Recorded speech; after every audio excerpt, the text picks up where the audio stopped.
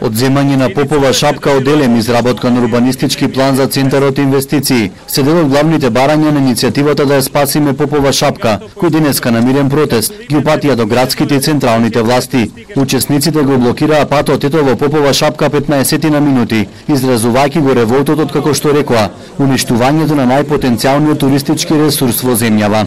Владата веднаш да ја разгледа можноста за објавување на меѓународен оглас за да се побара концесионер.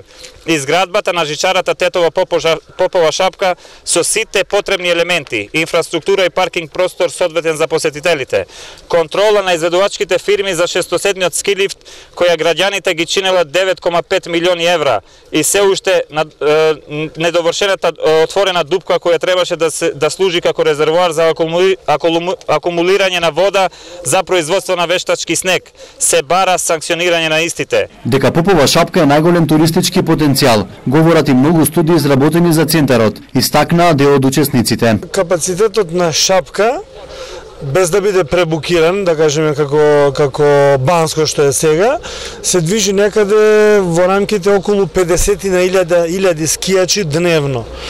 Сега, сите други економски анализи, ако ги повржеме само со цената на чинење на една дневна карта, сам по себе ќе покаже колку е голем тој капацитет. Професорот Мина Мемеди, поранешен директор на Попова шапка, вели дека најдобро решение со центарот да управува концесионер, формиран на база на јавно-приватно партнерство. Во спротивна ако остане состојбата статус кво, сите стекнати позитивни карактеристики, познатиот македонски скијачки центар, полека ќе ги изгуби.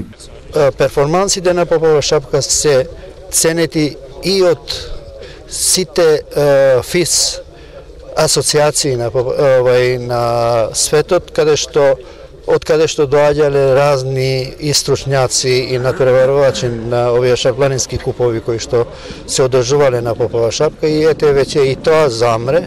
Центарот со години ги нема обезбедено основните услови за непречено функционирање. Официјалниот старт на скијачката сезона на Попова шапка годинава започна на 6 јануари, кога голем број ски лифтови поради дефекти не работеа речиси во текот на целиот ден, се создаваа големи гужви, а дел од скијачите мораа да одат пеш на ски патеките. Од центарот се оправдаа дека ваквата состојба била резултат на лошото време, големиот број скијачи, но и ограничениот број на ски лифтови.